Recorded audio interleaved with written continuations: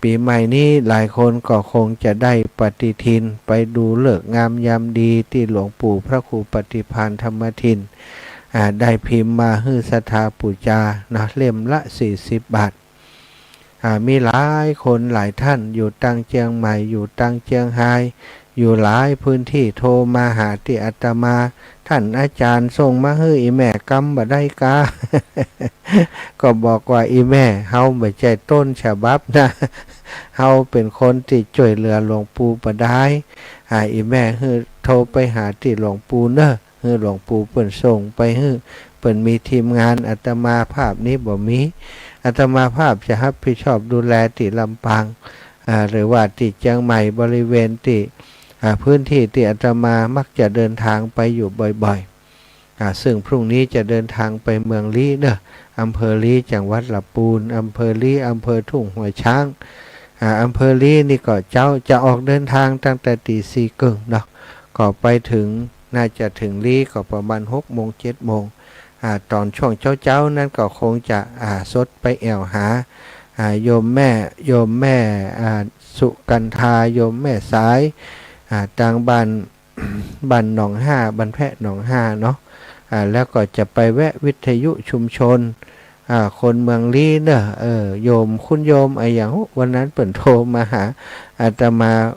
จะบันทึกเปิ่นไว้หรือไม่ก็ยังบ่แน่ใจ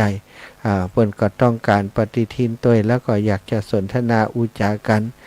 ในเรื่องของสถานีวิทยุชุมชนคนเมืองลี้เนาะการบริหารจัดการการดูแลการช่วยเหลือ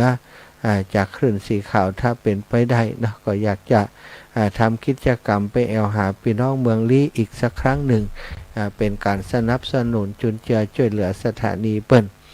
ก็จะไปแวะแอวหาก่อนเนอะคุณโยมนำพาสิวิจีนะอยู่ที่ต่างไปลี้เนี่ยสถานอยู่ทุ่งหัวช้างแต่บ้านอย่างอันจะมาจำมาได้เนาะแต่ว่าเป็นเส้นทางผ่านจำหมู่บ้านเปิ้นได้ก็ถ้าไปถึงมันสว่างแล้วหรือว่าเจ้าพอที่จะแวะได้ก็จะแวะหาเนอะโยมนำพาสิวิจีปีก่อนเปิ้นก็อยากได้ปฏิทินหลวงปู่ปฏิทินหลวงปู่ที่เหลืออยู่นี่100 กว่าฉบับน่าจะหมดที่เชียงใหม่เห็นแล้วเนาะถ้าได้สัก200ก็จะดีเพราะว่าวันที่5พรหมมงคลตาล้อก็มีงานเนอะท่านอาจารย์วันใหม่บอกว่านิมนต์หลวงปู่ก็ถ้าหลวงปู่ไปก็จะดีเดี๋ยวจะสอบถามอีกทีเนาะตั้งเชียงใหม่ตั้งหลายที่หลายแห่งอยากจะได้ปฏิทินหลวงปู่เพราะมีรูปครูบาอาจารย์คลื่นสีขาวของเฮานักอยู่ก็หวังว่าจะเพียงพอพี่น้องป่อสะอิ่งนะแม่สายทองแม่สุแก้วศิลาพรแม่ลินะบ้านห้วยโทกห้วยละห้วยโทกนะก็จะปะกันวันพรุ่งนี้ก็จะเสร็จจากเมืองลี้เสร็จจากบ้านแม่ลัดดาอักเรือนนะครัวมะพร้าวก็จะเดินทางไปบ้านห้องแล้วก็คืนวันพรุ่งนี้จะพักที่วัดพรหมมงคลตาล้อเพราะเพิ่นจะมีงานวันที่5เนอะปล่อยของวัดพรหมมงคลตาล้อวันที่5สถาญาติโยมตั้งเชียงใหม่ตั้งดอยหล่อปะกันที่วัดพรหมมงคลตาล้อเนอวันที่5ที่จะถึงเอาละศรัทธาท่านอาจารย์พระอาจารย์สังวรสุปภาโสน่าจะพร้อมแล้วน่าจะรอสัญญาณการเช็คไปจากอาตมาอยู่ก็กำลังจะโทรหาเปิ้นก่อนเนอะเช็คอาจารย์สังวรสุปภาโสท่านอาจารย์พร้อมแล้วยังแต่เจ้าเช็คถามเปิ้นไปรอบหนึ่งแล้วเนาะน่าจะเตรียมตัวรออยู่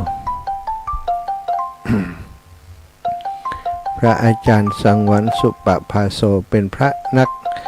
เผยแผ่เหมือนกันทำกิจกรรมหลายอย่างสถาท่านอาจารย์เปิ้นชอบต้นไม้เปิ้นปลูกต้นไม้นะแล้วก็เปิ้นเป็นพระสงฆ์ที่มีความรู้ความสามารถเปิ้นเก่งนะบรรยายธรรมเก่งวันนี้ก็จะได้เข้ารายการมาพบปะกับศรัทธาญาติโยมทั้งหลายต่อสัญญาณไปจะได้ดับปิ้งนี่บ่ฮับสายเฮาเฮ้ยบัลลังก์รับละเฮกะฮะท่านอาจารย์บัลลังก์รับละกันเฮกะเนาะ ระหว่างที่รอสัญญาณจากท่านอาจารย์ศรัทธาญาติโยมขออนุญาตเปิดเพลงคลอเบาๆไว้ก่อนเนาะเดี๋ยว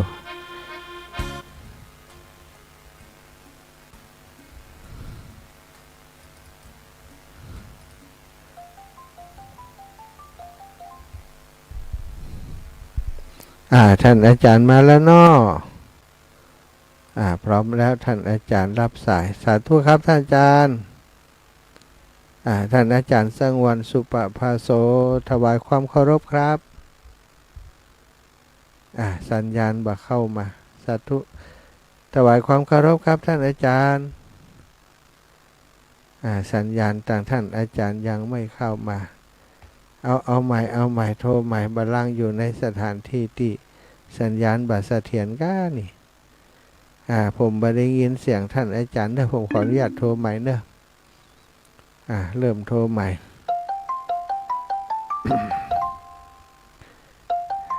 สัญญาณบ่ได้ยินฮัลโหลครับท่านอาจารย์พระอาจารย์สังวรครับวันนี้บ่ได้ยินเสียงท่านอาจารย์เนอะอย่างใดนี้เกิดอะไรขึ้นบ่ได้ยินเสียงเลยท่านอาจารย์อย่างใดบ่ได้ยินต้องใจระบบอื่นแล้วก็นี่บ่ได้ยินตรงนี้จะใช้วิธีนี้นะจะบ่ได้ยินเสียงท่านอาจารย์เพิ่นเลยเอาอย่างไงดีต้องโทรแบบนี้แล้วเพิ่นบ่ได้ยินเนาะเพิ่นเฮาบ่ได้ยินเสียงเพิ่นขอวางสายตรงนี้ก่อนเนอะท่านอาจารย์บ่ได้ยินเสียงอาจารย์เลยละโทรทางนี้เรา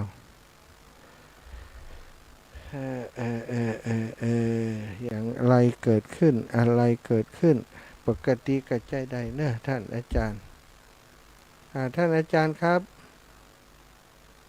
โอ้ของอาจารย์เครื่องบดีน่ะนี่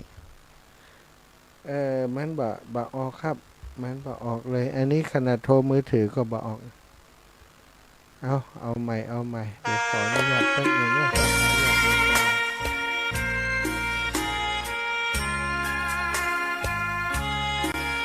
ยังไงโทรศัพท์ท่านอาจารย์เป็นยังไงกัน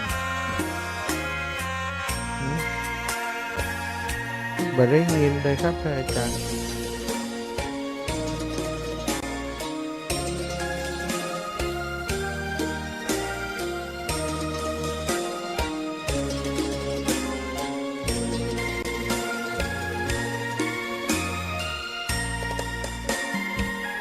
ดอกบัวดอกหนึ่งตึงใจไว้เพื่อบูชาแด่องค์พระศาสดา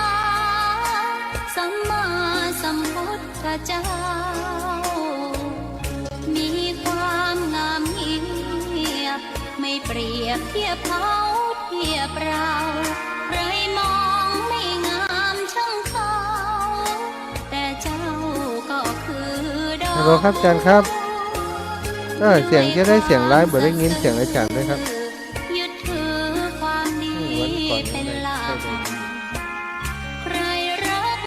อาจารย์ได้ยินเสียงผมตักไปได้ยินป่ะแต่เสียงของอาจารย์ผมได้ยินเลยครับเมื่อโผล่พ้นน้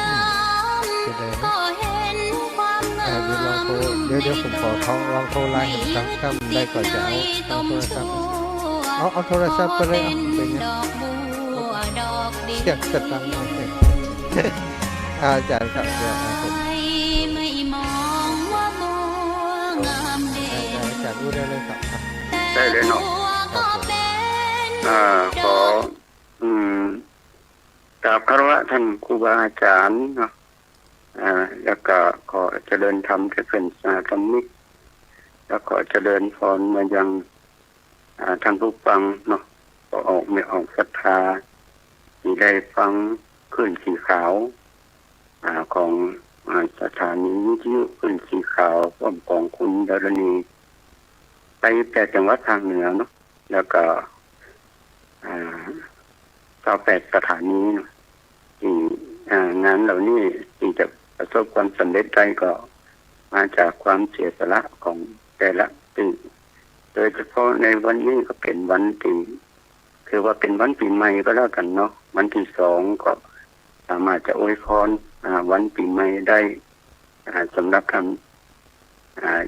ที่ได้ฟังกันอาจจะคัดข้องเล็กๆน้อยๆเกี่ยวกับโทรศัพท์มันต้องใช้เทคโนโลยีอย่างต่างๆสลับซับซ้อนกันไปก็ขอ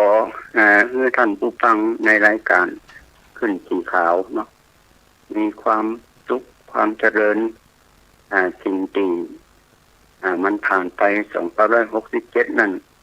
นักหนาสาหัสสำหรับภาคเหนือเขาเนาะโดยเฉพาะเกี่ยวกับน้ำท่วมหลายที่หลายแห่งด้วยกันแล้วก็เกี่ยวกับความร้อนเนี่ยก็ทางฝั่งเหนือเขาเจอเพิ่งจะดูดีสบายตอนหน้าหนาวตอนหน้าหนาวเดี๋ยวนี้ฉะนั้นก็น่าเป็นห่วงเนาะล้านนาไทยโฮเคยมีความสุขอย่างต่างๆนานาเขาก็ทำจิตใจให้สบายโดยเฉพาะการฟังรายการขึ้นสีขาวเนี่ยพระคุณเจ้าละให้ลูกหลายแห่งที่เป็นได้คือความรู้ทางด้านธรรมะโดยเฉพาะท่านพระมหาเถระหลายรูปด้วยกันทั้งนี้เป็นก็มีวัดดอยจำพอเป็นก็มีปฏิทินเนาะปฏิทินก็มีวันดีวันเสียอย่างต่างๆนานาเราสามารถไปค้นคว้านี่ได้ว่าวันใดเสียวันใดเป็นวันโจกมันก็ง่ายเนาะที่อาตมาภาพก็คือว่าครูบาธรรมดาหรือว่าพระอาจารย์สมุนสุภาพันโสนี่ถ้าไปหันปฏิทินก็หมายเลข1หมายเลข1อายุก็เดี๋ยวนี้ก็เข้ามาเป็น69ปีแล้วเป็นผู้เฒ่าผู้แก่นะวันเวลาผ่านไปนี่เขาไม่ใช่ว่าเวลาที่เป็นอายุได้นะเป็นอายุที่เสียไปเป็นว่าคนเขาอายุเกิดมา100 คนจะเหลือสัก100 คนนี่เหลือ8 คนแล้วนะอายุถึง65นะแสดงว่าท่านผู้ฟังนี่ว่าเป็นผู้มีบุญนี่มีบุญในการมีอายุยืนยาวมาถึงทุกวันนี้ผ่านชีวิตเป็นพระมจารีเป็นละอ่อนมาแล้วก็มาเป็นวัยรุ่นเนาะเป็นวัยรุ่นเรียนหนังสือต่อไปก็มาเป็นฆราวาสก็คือมีอายุที่ว่าคุ้มครองคล้ายๆกับว่าใช้ชีวิตแบบฆราวาสทำมาหากินเลี้ยงลูกเลี้ยงอะไรอย่างไปต่อไปก็เป็นวรรณปัตก็คือเป็นเข้าวัดเข้าวาอายุ60 ปีทางที่ความสงบการทำบุญก็คือเป็นสัญญาสีอาจจะไปไหนบ่ได้เนาะอยู่กับบ้านคำจองก็เอาเรื่องเอาเราที่เคยผ่านประสบการณ์มาเล่าเรื่องคือลูกหลานฟังในวันนี้ก็อยากจะวันนั้นเตะทำเนาะเตะทำกุมารบันเสียงบอกไปดีต่อได้ตอนนั้นนะมันเป็นวัดเป็นไอเนาะระยะนี้วันนี้จะมาเตะทำเรื่องลูกหลานสอนคนเฒ่าผู้เจ้าสอนศรัทธาเนาะก็จะได้เตะเพื่อจะเป็นวันขึ้นปีใหม่เนาะได้ฟังกันเนาะตั้งจิตตั้งใจฟังเนอะ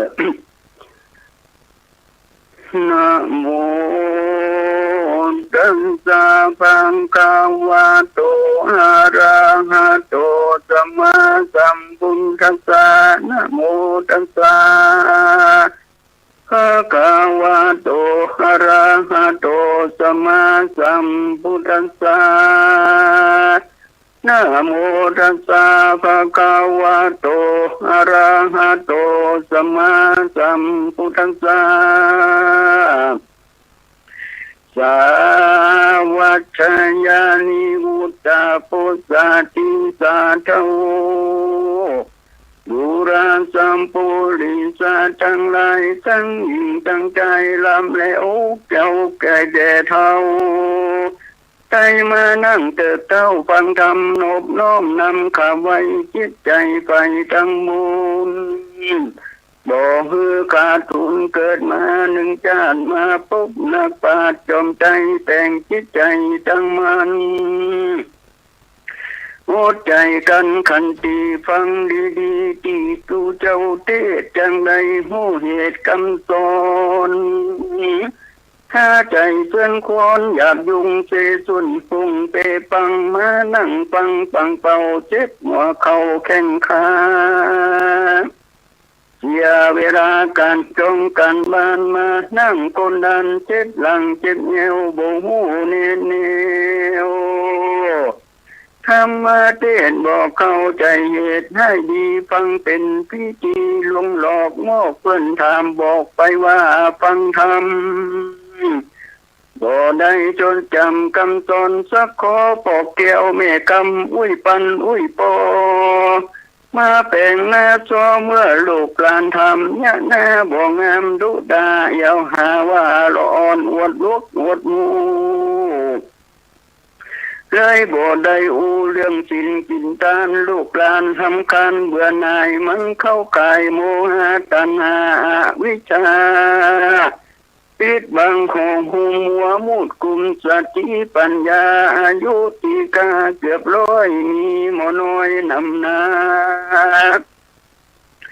ถูกตัณหากิเลสบ่มือปุ้นเกศสงสารบ่ถึงนิพพานจันฟ้าเลยนั่งอยู่ท่าวันตายอายุหลายปังเป่าแก่พ่อกินข้าวเท่าพ่อปีเดือนวันบ่หูสั่งบุญบาปจิตใจชั่วหยาบปะโลมีโมโหมืดดำกำเศร้าลูกหลานบ่นับย้ำกลมเก่าเพราะว่าคนเท่าบ่มีศีลธรรมบ่มีลีลายบาปกรรมอย่าปากเป็นธรรมใจดำให้ห่มผมงอกหัวเก่าไปจ้างไปจ้างเป็นยมใจลิงคนมายามีมากนาสมัยใหม่เชียงคุกไปยิงใจโลกละลายเต็มบ้านโบหูปัญญาไอ้ลูกไอ้หลานโบราณอาจารย์นักปราชญ์ก็ไว้มาแต่ไทยเดิมอ่อนลูกหลานสอนแก้มดาจักได้ว่าเป็นโคโคบรรยายต่อโดยไปดังนี้ในดังนี้เท่าหูไว้นี่หูบ่ได้บ่ฟังที่ดีฟังบ่ถูกที่สมควรกำตัวไปลงเมามัวกำเหนือกำใจเก็บเอาไว้ว่าเป็นของดีกำเจียดสีเหม็นเน่าค้นกำเก่าสืบสายจุ่มพาลายมาเฮาค้นกำเก่าจ้างปิดกันบ่ฮู้ว่าบ่หันว่าหันซื้อเพื่อนพิดกันเดือดดันต้นปีเท่าสับปะรีลูกหลานจึงจันไปนั่งฟังคำหูลึงหูตันยะจือคือขันอดเป็นเจ้าบ้านฮือเปิ้นกล่าวจันเย็นโยโอยหนอโอยหนอตุนลือสังเวชที่แท้เป็นเท่าปีเพศหูวายเปิ้นอธิบายจอนบอกฟังหูซ้ายพัดออกหูคูว่ามีมากนะอย่างนี้บ่ใจจูที่แต่งเอากรรมคนเฮาตกแต่งทุกผู้แห่งยิงใจเขาผีพายคล้ายดอกบ่มีสั่งบอกสอนลูกสอนหลานทำเรื่องสินกินจานบ่หูสักคออยู่เฝ้าห้องยันนั่งอยู่จอกอย่อหยอกล้อลูกหลานเพื่อนจวนไปวัดทำบุญสุนทานรวดไปบ่ได้กลัวลูกหลานนายวิธีการวิธีงานนี่แหละตัวมันตัทธาเจ้าข้าแก่เท่าจนตายแปมใจความนาสู่ป่าแจ้สู่สารเลยหากุศลพ้นบุญสมปานจ้อยกำบ่ได้เท่านั้นใจมีหลายประการค เข้าตัวมันหันป่าซ้อสอนล่าทำคืนเอาเล่มปืนหน้าไม้ยิงสอดใส่สิ่งสาสดหน้าใหญ่หน่อยปุ่นดีจำก้อยหน่อยอกมองใจลุ่มซ้ำโกธาคิวโกดมาใส่โทษด่าลูกหลานเลนว่าเป็นคนลุกอวดหู้กรรมสูงยู่ด้วยกันข่าวจึงวันหัวขาดตายอนาถดงไฟปืนจันไล่ตัวเก่าเพื่อนปุงเฝ้าเดียวกันใจมืดจันตาบอดบ่ได้คือนอดพิจารณาหันเป็นสัตตากวางฟันเจียจอยกำจงห้อยบันดาลดับวิญญาณมวยมั่งเพราะเฮาสร้างกรรมแต่เดิมมาดังพันนามันแลนาเขาว่าแต่กินเท่าบินข้างข่าวเท่าว่าบ่าเป้าเปลือกหนาเท่าตาไม่ไผ่เท่าไก่นกเขาเท่าเงาตุ่มมืดเท่าว่าฝืดเด็ดลมเท่าชมแต่โคตรนาฟังแล้วจะไปโทษโกรธมือตัวเจ้าพ่อแม่แก่เท่าจุมูศรัทธาหือใจปัญญาตัวเก่าเกินแล้วเล่าเงือดีมีบ่มีก้อยพอที่เป็นกาที่เป็นก่อวังดีโบราณมีกะไว้เก็บคนไก่มาสอนจะหลอนบกพอใจชอบสู้ก็ขอสู้มาอภัยก้อยไปฟังไปตีชักเป็นที่สนใจชักหายสงสัยเป่งแจ้ง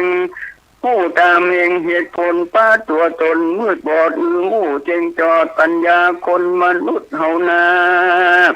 ถูกอาวิชาบังไว้พาติไว้จัดไว้บาลีว่าอันตาตุโตอายังโลโกอาโลเกตาวิปัสสติโลกนี้สิถูกกิเลสตัณหาปิดบังปัญญาเงินตามืดบอดน้อยคนนักจากไปสู่จอดหลอดถึงสวรรค์สุขนิรันดร์คือนิพพานจันฟ้าตรังนาเข้าศีลธรรมละบาปกรรมทำใจฟ่องเพี้ยวเท่าเกี่ยแล้วหือละอายใจ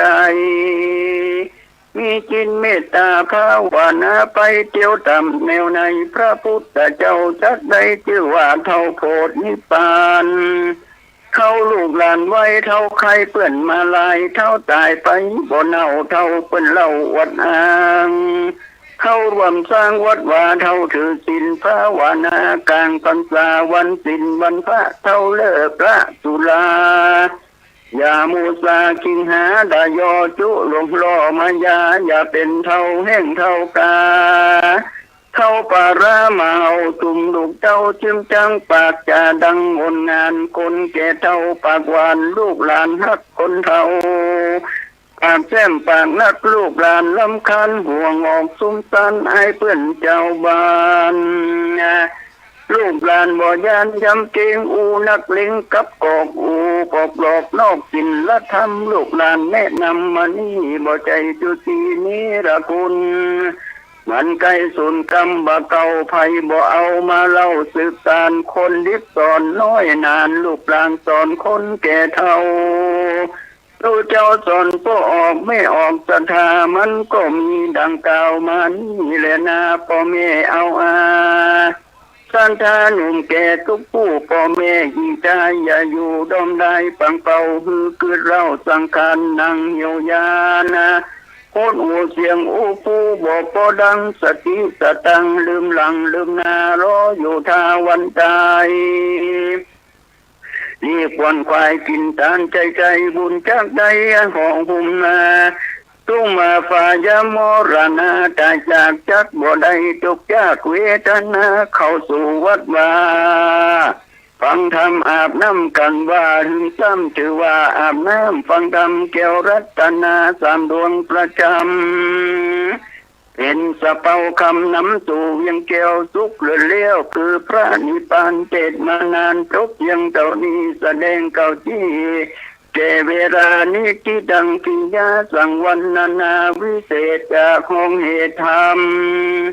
ลูกหลานสอนคนเท่าตัวเจ้าสอนศรัทธาก็บังคมสมเลเสด็จติดเท่านี้ก่อนแลญาติโยมทั้งหลายเนาะได้ฟังธรรมลูกหลานสอนคนเท่าตัวเจ้าสอนศรัทธาเนาะ ซึ่งปีใหม่มานี่ก็ถือว่าเป็นปีที่เขาแก่มาทุกวันนะแก่มาทุกวันเป็นว่าสั่งการจะนั่งก็โอยจะลุกก็โอยเหมือนดอกไม้โรย อันนี้เขาเรียกว่าสั่งการของคนเฮานี่เมื่อนุ่มนี่อาจจะเนี่ยยังได้ของแก้วเนาะแต่มานี่ปุ๊บแต่ว่าจิตใจของคนเฮาเนี่ยมันแบบแก่หรอกเนาะจิตใจเฮานี่เป็นว่าเป็นอมตะเนี่ยพระพุทธเจ้าของเฮาเป็นสอนเนาะในศาสนาพุทธของเฮานี่ที่บ่เหมือนกับศาสนาอื่นก็คือพระพุทธเจ้าของเฮาเนี่ยในศาสนาอื่นบ่มีการเป็นพระอริยเจ้าเนาะตั้งแต่พระโสดาพระสกิทาพระอนาคาพระอรหันต์แต่เพิ่นจะไปสวรรค์ไปเป็นพรหมเนี่ยก็สามารถไปได้เนาะ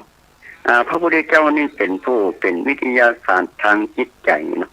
ทางด้านจิตใจแล้วก่อนเปิ้นตอนเปิ้นแสวงหาโมฆะธรรมใหม่ๆเนาะเปิ้นก็ไปอยู่กับอาราธดาบทและอุทุกดาบทเปิ้นก็คือนั่งภาวนาเนาะสมัยก่อนเปิ้นเป็นฤาษีพระพุทธเจ้าตอนนั้นเปิ้นก็ไปลองบอกว่าไปนั่งภาวนาตอนภาวนานี่มันเหมือนมีกิเลสอย่างสักอย่างเนาะนั่งสบายเนาะได้บรรลุถึงปุณณฌาน8นะฌาน8ปฐมฌานทุติยฌานตติยฌานจตุตฌานไปถึงปุณณสัญญาเวทนาสัญญาอย่างต่างๆแห่ง4อย่างเนาะเหมือนกับว่าบ่มีกิเลสอย่างสักอย่างในที่สุดที่เปิ้นอาราลดาบทอุทกดาบทเนี่ยเปิ้นอยากจะฮื้อแสนตนแต่เปิ้นก็โอ้โหเฮียนเนี่ยนะแต่เปิ้นก็คิดในใจว่าคนเฮาเนี่ยถึงเวลาเฮานั่งภาวนากิเลสมันก็บ่มีอย่างสักอย่างเวลาเฮามื้นตากิเลสมันก็มาอย่างเก่าเหมือนกับเฮากางมุ้งเนาะเฮากางมุ้งยุงมันก็บ่มายุงมันก็มาคบเฮาถึงเวลาเฮามุ้งออกมันก็คบเฮาจนได้นั่นน่ะเพิ่นว่าอันนี้ก็บ่ใช่เป็นทางแห่งการตรัสรู้เนาะพระองค์ก็เลยลาอาจารย์ว่าจะไปแสวงหาอย่างอื่นต่อไปเพราะว่ามันยังแบบเป็นที่สิ้นทุกข์เพราะว่ามึนตามันก็ยังมีกิเลสอยู่ในที่สุดพระองค์ก็เนี่ยยังใดดีนี่นะลองไปเนี่ยอย่างเขาเนี่ยเพราะนักบวชทางศาสนาเขาว่ากิเลสมันอยู่ที่ร่างกายของคนเฮาอยู่ที่ร่างกายของคนเฮาก็เลยไปก็ว่าบำเพ็ญทุกกิริยานั่นแหละกดพระทนเลยพระทนกดพระทารุเลยพระชิวหาจนพระสิโธไหลออกจากพระกฐานกดพันด้วยฟันกดเพดานด้วยลิ้นจนเนื้อออกจากตะแกรงนะมันก็เป็นผลสำเร็จทั้ง2 ปีแล้วกันอันที่2คือการลมหายใจเข้าออกก็คือปล่อยลมหายใจออกไปผ่องกันไว้ผ่องจนหูนะมันก็เป็นผลสำเร็จต่อไปก็พระองค์ก็ทรงอดอาหารเนาะอดอาหารฉันน้อยกว่าเก่าขึ้นมาก็เป็นผลสำเร็จพระอินทร์ก็เลยมาดิดตึงหรือฟังว่าคนเฮาเนี่ยเข่งลำไปคำว่าเข่งในสมัยพุทธเจ้านี่กับเข่งมาเดียวมันบางคนเอาเข่งตามความคิดของตัวเองนะจริงๆไอ้เข่งที่พุทธเจ้าเป็นอันนี้ว่าเข่งเนี่ยเช่นว่าสมัยก่อนเนาะในอินเดียเนี่ยเพิ่นก็ยกมือเป็นปีๆถึงเวลาไอ้หน้าร้อนก็ดังไฟ7 กองถึงเวลาหน้าหนาวก็นอนแก่น้ำเนี่ยทรมานร่างกายอันนั้นเขาเรียกว่าเข่ง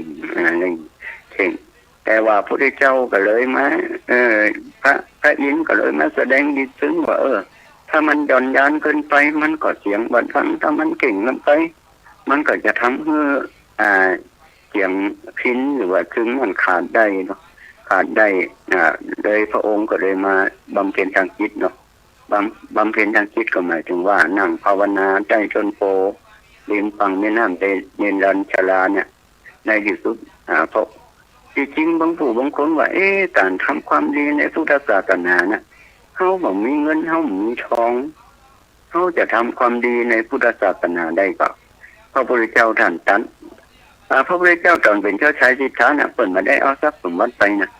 เปิ่นไปแต่ตัวนั่นไปแต่ตัวไปหา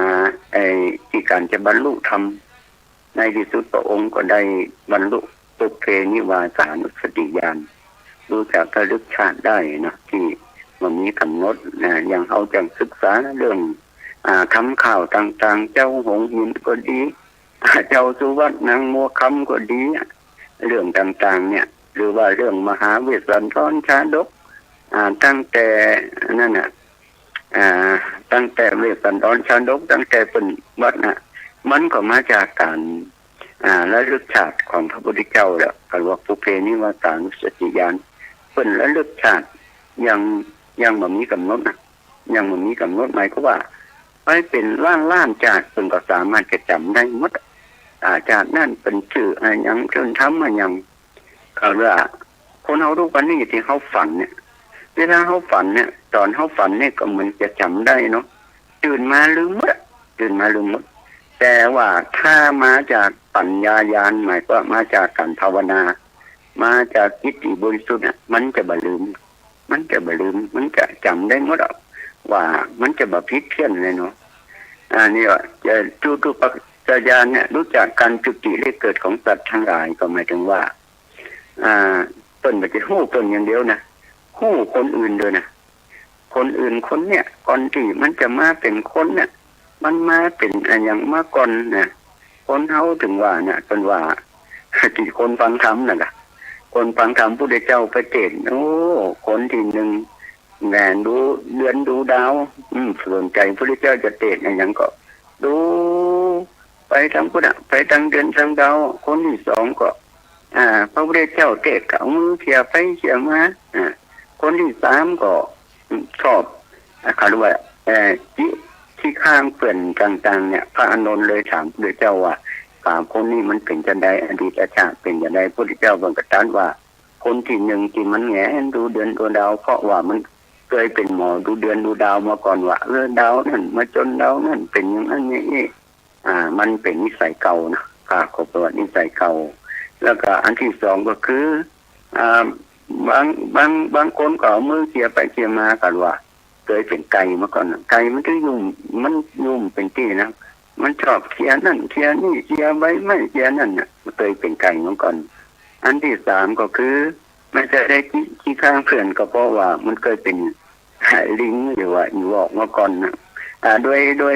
ดยสัญชาตญาณอดีตนะที่มันเคยมีอยู่เนี่ยพระพุทธเจ้านี่สามารถจะรู้ได้อย่างบางผู้บางท่านก็ว่าอาจารย์ศาสนาพุทธเขานี่ถ้าจะยุ่มเหมือนกันโอ้โหออกข่าวดูเจ้าเนี่ยนั่นดูเจ้าเนี่ยนี่บัลลังก์ศาสนาจะยุ่มเหมือนแต่เขาต้องฟังคำตรัสของพระพุทธเจ้าว่าศาสนาพุทธเขานี่จะมีถึง 5,000 ปีนะเขาก็ต้องเชื่อใจในการทำนายของพระพุทธเจ้าโดยว่าอย่างครั้งหนึ่งสุภาพุทธะนะสุภาพุทธะที่เป็นพ่อของนางสิริมหาสิริมหายานางสิมพาเนาะแกก็โคดว่าพระพุทธเจ้าเขาเนี่ยก่อนจะได้ละลูกตัวเองเป็นแม่ไม้มันมีจิตใจที่จะรับผิดชอบเลยเนี่ยไปเอาตัวเองมาเป็นนักบวชแทนที่จะอยู่ของหลาดอย่างต่างๆไหวเวียนพระพุทธเจ้าเนาะกันแกล้งหลายสิ่งหลายอย่างด้วยกันพระพุทธเจ้าตรัสว่าสุภาพุทธะนี่จะตายภายใน7 วันจะตายภายใน7 วันสุภาพุทธะนี่ได้ยินข่าวว่าพระพุทธเจ้าตรัสไว้จะตายภายใน7 วันน่ะก็เลยไปอยู่ปราสาทชั้นที่7นะแล้วก็เอาคนที่มีกำลังนี้พวกทหารพวกอย่างนี้ป้องกันไว้ว่าจะลบคำทำนายของพระพุทธเจ้าว่าพระพุทธเจ้าทำนายผิดอย่างนี้ในที่สุดวันที่ 1ก็บ่เป็นอย่างวันที่ 2ก็เป็นอย่างวันที่ 3ก็เป็นอย่างวันที่ 4ถึงวันที่ 6ก็บ่เป็นอย่างแต่ว่าคงจะปลอดภัยคำนี้คำทำนายของพระพุทธเจ้านี่จะ จะมาจริงอ่ะเพราะว่าเขามาอยู่ถึงวันที่6นี่มันยังเป็นอย่างสักอย่างน่ะแต่คืนวันที่7น่ะคืนวันที่7มาที่เป็นเคยเลี้ยงมาก่อนนะมาก็เป็นเคยเลี้ยงมาก่อนมันก็เลยห้องเมื่อคืนนั่นน่ะมันห้องขึ้นมาเนี่ยแกก็ตกใจได้ยินเสียงมาห้องอ่ะด้วยความตกใจก็ร้องกังลงมาเลยลงจากปราสาทชั้นที่7น่ะแต่พวกนั่นก็บอกฮู้นะบอกฮู้จันคือเผลอขณะนอนรถไปน่ะแกก็ลงมาหามาตัวเก่าก็ถูกแผ่นดินสลบทำนายของพระพุทธเจ้าเนี่ยฉะนั้นการที่นั่งจริงทุกเจ้านี่เสียว่าอันนี้นะวัดวาอารามต่างๆเนี่ย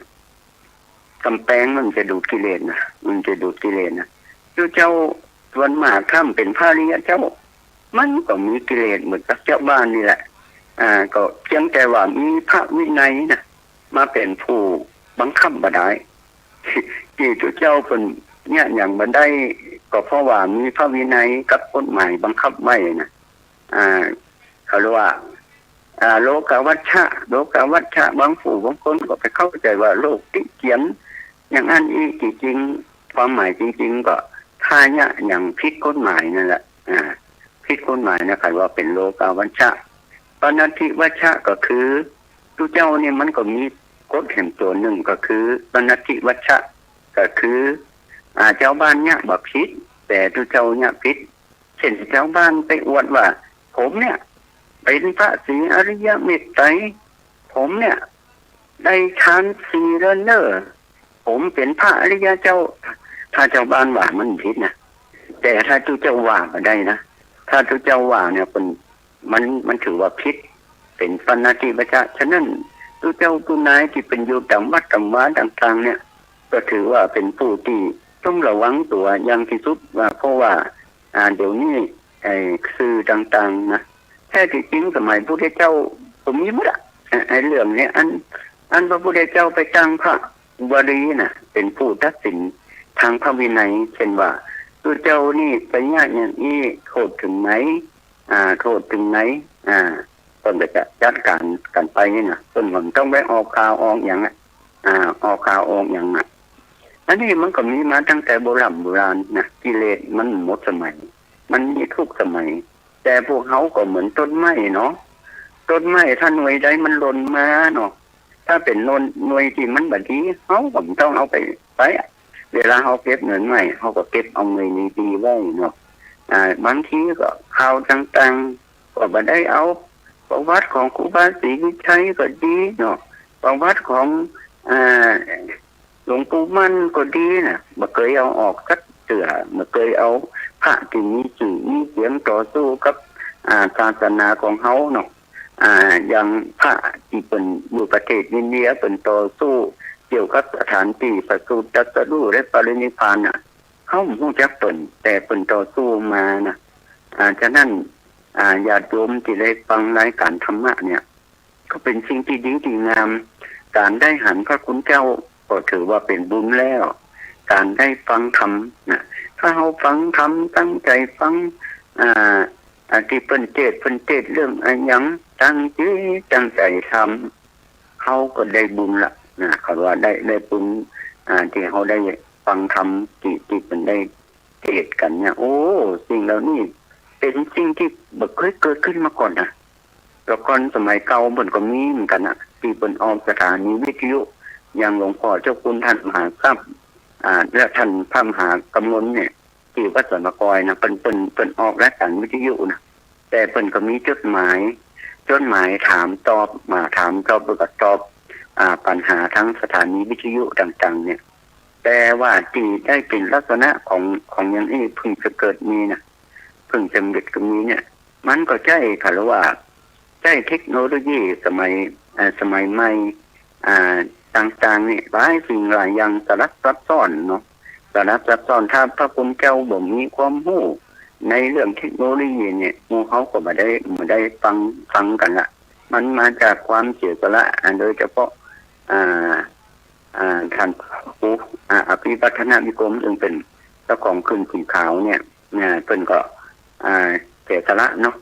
สถานีวิทยุบางทีมันก็เสียก็ต้องใช้เงินใช้เงินในการอันนี้มันก็ไม่ใช่เพียงน้อยๆเนาะ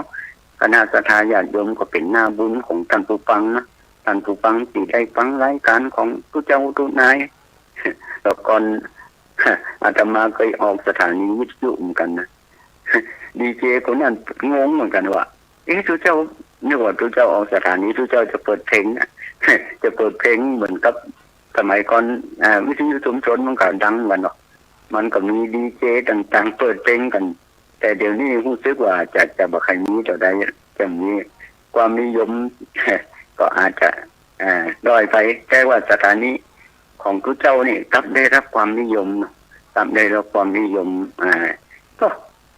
ที่ปฏิทินของหลวงพ่อเนาะหลวงพ่อพระครูปฏิภาณธรรมทินนี่ว่าโดยสมพอมีถึง30กว่าตนนะอาตมาบอกงูจักหมดนะเพราะมันอยู่คนปีคนกลางนะแต่ว่าอาตมาฝากบอกอันดับที่หนึ่งตนแรกที่เป็นจัดว่าพระสงวนคือว่าพระโสเนี่ยเป็นตนแรกและตนอื่นบางทีก็หูจักเปิ้นของบางทีก็บอกหูจักเปิ้นของอันนี้ก็อยู่คนกี่คนกลางเนาะแต่ละตนก็ถือว่าเป็นผู้ที่มีความเสียสละทางด้านออกอากาศเอาความรู้ที่เคยมีอยู่มาคือพัฒนาท่านผู้ฟังได้รับได้รู้ได้ฟังกันบางทีก็เป็นก็ถ้าเขาตั้งใจฟังแต่ก็จะได้ความรู้ในเรื่องนั้นโดยฉะนั้นก็ในวันนี้เนาะในปีใหม่นี่ก็เป็นปี2568นะ68นี่แต่ละคนก็อายุเพิ่มขึ้นนะอายุก็หมายความว่าอายุตีเสียงไว้ถ้าผมขาวๆเนี่ยนะเป็นว่าจองที่ทิ้งอวัยวะต่างๆของเขาเนี่ยนะที่เขาเจ็บป่วยเจ็บแข้งเจ็บขาเจ็บหูเจ็บตาเที่ยวร้อนผ่องอย่างผ่องนี่เป็นว่าเป็นคิดกี่ดอกว่ะเป็นคิดกี่ดอกคุณเก่านี่เป็นยังแบบคิดเดียเป็นยังคิดอ่ะ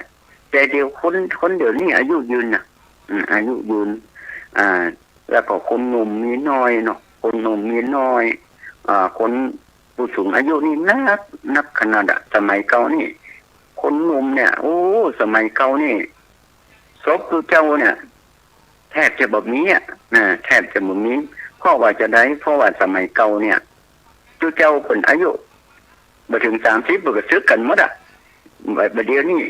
น้อยนานกันนี้แล้วนะผู้จานนี่หายากขนาดน่ะ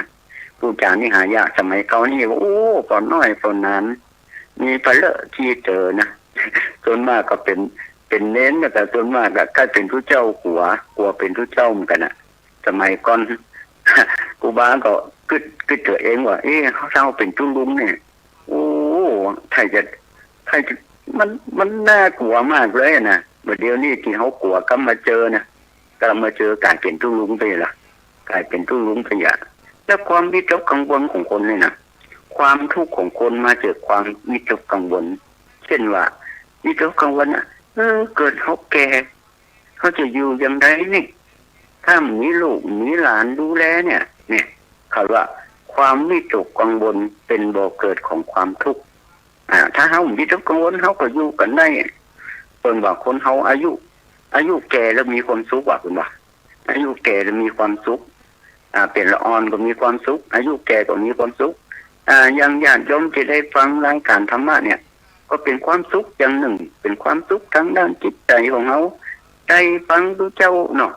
ดูเจ้าดูนายแต่ละตนเนี่ยก็อาจจะเตะหลายสิ่งหลายอย่างด้วยกันโดยตนก็ได้บังคับนะตนได้บังคับว่าโอ้พระสงวนต้องเตะเรื่องนี้เลยอันนี้เป็นบังคับ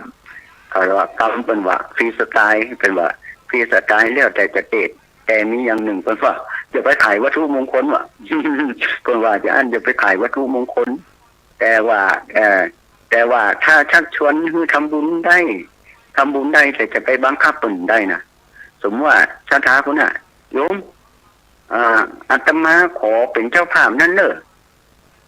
ปันบาทได้เนอะบันบาทแต่เขาประกาศได้ว่า ประเดี๋ยวนี้ญาติโยมอาตมาภาพจะได้สร้างเงินเด้อไผอยากจะเป็นเจ้าภาพแต่เฮาบ่ได้เจาะจงนะว่าจะฮื้อผู้นั้นไม่ใช่ญาติไม่ใช่ภาวนาขอได้นะญาติเฮานี่ขอได้สมมุติว่าเป็นพี่เป็นน้องเฮานี่ขอเด้อสมมุติว่าขอให้เป็นเนี่ยบ่ผิดภาวนาก็หมายถึงเปิ้นออกปากอาจารย์ถ้าว่าอาจารย์มีอันหยังที่จะฮื้อเจ้าจะฮื้อผมช่วยเหลือบอกมาเถอะนะมันเขาขอได้เพราะเปิ้นเพราะเปิ้นออกปากเมื่อว่าเปิ้นภาวนาเฮาก่อนเนี่ยบางทีบางครั้งบางคราวมันก็มีทุเจ้านะบางครั้งทุเจ้าก็อาจจำใจเป็นทุเจ้าแต่ก็ได้นะถ้าเปิ้นโดยเฉพาะโยมเปิ้นหันเนาะหันเดินกลางทางอินดูเปิ้นเปิ้นเอาขึ้นรถแล้วขอปัจจัยเปิ้นมันถูกนะมันถูกมันถูกเพราะว่าเปิ้นจะได้ออกปากของเฮานะเปิ้นจะได้ออกปากของเฮาฉะนั้นก็ไม่ใช่ญาติไม่ใช่ภาวนาขอมาได้โดยเฉพาะกฐินเหมือนกันนะทุกเจ้าจะไปขอโยมปีนี้เอากฐินมาถอดวัดอาตมาเนอะกฐินดอกนะเป็นว่ากฐินดอกได้ก็สรุปน้ำที่ผ่านไปเนาะของตรงปงเนาะพระเจ้าตรงปงนี่เป็นก็มีการเข้ากรรมนะเอาทุกเจ้ามาเข้ากรรมกันเพื่อเป็นเพื่อให้มันดีเนาะโปรดเมตตาสรรพสัตว์ต่างๆตั้งแต่วันที่27ถึงวันที่29เนาะวันที่29นั่นก็ท่านพระมหานพดลสุวรรณเมธีเนาะเพิ่นก็เป็นเจ้าคณะอำเภอวังเหนือก็เป็นวันพุทธกิจที่ท่านพระมหาชาติจารโยอยู่ที่ท่านช่วยเหลืองานเพิ่นก็มาเป็นประธานนะมาเป็นประธานในการวางศิลาฤกษ์การวางศิลาฤกษ์นี่เป็นความหมายอย่างหนึ่งคือประกาศให้คนรู้ว่าพระเจ้านี่เพิ่นจะแปลงเมนเนอร์เพิ่นจะแปลงเมนแล้วก็ได้รับได้ฮู้กันว่าใครจะให้จะหอมเพราะว่าเมนบางทีนี่เพิ่นก็มีงบประมาณเนาะแต่ว่าเมนของตรงๆนี่คือว่าพระเจ้ามันมีใบเนาะก็จะต้องหาเงินหาทองกันก็ยังขาดนักอยู่เนาะคิดว่าปีใหม่นี่ก็จะทำพาปานสักครั้งนะต้องใช้เงินล้านกว่าบาทเนาะเดี๋ยวนี้มีประมาณ500,000นะว่าวันนั้นชั้นงานของรู้สึกก็เหลือ90,000อย่างเนี้ยนี่ก็คือขออนุโมทนากับศรัทธาญาติโยมเกินเนาะที่ได้บางผู้บางท่านก็มาร่วมงานบางผู้บางท่านก็อาจจะมาร่วมงานก็ได้บริจาคผ่านท่านพระมหาชาติปัญโยเนี่ยก็เป็นบุญเป็นกุศลนะที่เขาทำนักบ้านหลังสุดท้ายแล้วก็ที่สร้างไว้เพื่อเป็นสาธารณประโยชน์เพื่อเป็นสาธารณประโยชน์นี่ก็ศรัทธาญาติโยมก็มีการถวายอาหารถวายอย่างต่างๆบำรุงพระเนรการที่จะหันพระเนรมารวมกันนี่เป็นสิ่งที่ยากยิ่งที่สุดโดยเฉพาะบางทีเขามีพิธีกรรมต่างๆก็ทำพิธีเรียบร้อยแล้วพระเนรจะมารวมกันสวดมนต์ทำวัดจำศีลภาวนามันก็คงจะหายากกันการเข้ากรรมนี่ก็ถือว่าเป็นบุญเป็นกุศลที่ศรัทธาญาติโยมได้มาร่วมกันทำบุญท่านผู้ที่บ่มาก็ได้มาอันนี้กันร่วมกันอันนี้แล้วก็โดยเฉพาะงานเนาะงานศพนั้นอย่างทุกเจ้านี่ก็แต่ละจีนวังเหนือวันนั่นวันที่22เนาะก็มีการเขาคล้ายว่าพระราชทานเพลิงศพหลวงพ่อพระครูวิริยะบรกุลที่อดีตปรึกษาคณะอำเภอวังเหนือเนาะเพิ่นก็ได้พระราชทานเพลิงศพที่วันที่22เนาะวันก่อนนั้นก็มีท่านพระครูเนาะหลวงพ่ออ้ายวัดหลวงเป้าเพิ่นก็เสียให้มั้งวันนั้นก็เลยไปอันนั้นก็เลยไปแวะรวมบริจาคเพิ่นพอดีติดการที่นั้นทั้งเพศหลายสิ่งหลายอย่างก็ได้ไปรวมกับในที่เป็นทำบุญกันเนาะก็ขอแสดงความเสียใจครับคณะศรัทธาวัดหลวงเป้าโดยที่ได้เสียหลวงพ่อท่านลืมชื่อไปละทั่วไปก็ว่าท่านพระครูอ้ายคนก็ได้เสียไปตั้งศพที่วัดหลวงเป้านะอย่างไรก็ดีก็ในวันนี้เนาะ อาจจะแบบเปิดอันนี้มาสายเนาะเพราะเวลามันก็เวลามันก็อันนี้โอกาสหน้าค่อยโทรมาเนาะอันนี้ก็มันก็คุกคักอย่างหลายสิ่งหลายอย่างเกี่ยวกับโทรศัพท์ต่างๆนานานี่วันปีใหม่เนี่ยที่เขาผู้กั้งเนาะที่เขาเกิดขึ้นที่ฝั่งเหนือนะอย่างครูบาก็มีความอย่างท่านมหาชาติได้เกิดไว้ว่าคนชอบปลูกต้นไม้เนาะปลูกต้นไม้ต้นไม้นี่ก็เป็นสิ่งที่ทำให้อากาศเนาะเดี๋ยวนี้ทั้งโลกของเขาเนี่ยเปิ่นก็เดือดร้อนว่าทำไมโลกของเขาเนี่ยอากาศถึงร้อนมาแต่ละปีร้อนมาบางที50 องศานะแทบคล้ายๆว่าอยู่ในบัดได้กำแล้วแล้วต่อไปภายหน้าเนี่ยทั้งยุโรปเนี่ยเปิดรณรงค์ต่างๆเมื่อมีการปลูกต้นไม้ถ้าว่าเขาส่งสินค้าอย่างไปเอาอากาศที่บดีเข้าไปก็จะทำให้เขาขายของมาได้นะเขาขายของได้ฉะนั้นศรัทธาญาติโยมเนาะมีหนอย่างต่างๆที่จะปลูกต้นไม้กันเพื่อรักษาถึงความร่มเย็นของโลกไว้เนาะสร้างการออกซิเจนให้แก่โลกเนาะเขาทำปลูกที่ของเขาเนี่ยก็ทำให้โลกเย็นไปเขาปลูกต้นไม้ต้นก็ถือว่าเป็นโรงงานการออกซิเจนการออกซิเจนโรงงานหนึ่งเนาะแล้วก็ที่เขาสังเกตว่าที่เขาเจอปัญหากันต่างๆเนาะนั่นก็คือต้นไม้เขาน้อยลงบัดเดี๋ยวนี้เปิ่นมีนะอาตมาก็พยายามติดตามเรื่องจุลินทรีย์นะจุลินทรีย์ก็หมายถึงว่าเวลาเขาปลูกอะไรอย่างเนี้ยมันทำไมบังน้ำดินทำไมแข็งดินทำไมแข็งทำให้ปลูกอะไรอย่างก็บ่ได้ผลอะไรอย่างต่างๆเปิ่นว่ามันมีจุลินทรีย์ว่ะจุลินทรีย์นี่ไปเอาที่ไหนจริงๆเป็นแจกนะเป็นแจกให้ที่อำเภอเนี่ยที่ดินของอำเภอนี่เป็นแจกทุกปีนะเขาว่าพอดอนั่นแหละพอดอเวลาเขาทำปุ๋ยอย่างต่างๆน่ะเป็นมีถึง15 อย่างแล้วนะแจกฟรีเป็นบ่ให้เป็นบ่ได้คิดเป็นเงินเป็นทองหรอกเป็นต้องการให้บำรุงดินเพราะว่าดินอยู่ในป่าเนาะป่าไม้มันเกิดขึ้นก็มันก็มีปุ๋ยมีอย่างสักอย่างนะมันก็ยังเกิดขึ้นเพราะว่ามันมีจุลินทรีย์นะมันมีจุลินทรีย์ยังพอที่เป็นเรื่องขี้เดือนอะไรอย่างน่ะไส้เดือนอย่างต่างๆน่ะมันไปกินพักกินไม่ปุ๊บเวลาเอาอย่างเอาขี้มันไปใส่เนี่ยงามขนาดน่ะมันก็เหมือนจุลินทรีย์น่ะยังเพิ่งก็เหมือนกันน่ะเพิ่งมันไปกินเกสรเนาะมันไปกินเกสรเรียบร้อยแล้วพอดีมันก็ว่ามันกินแล้วก็มันก็เป็น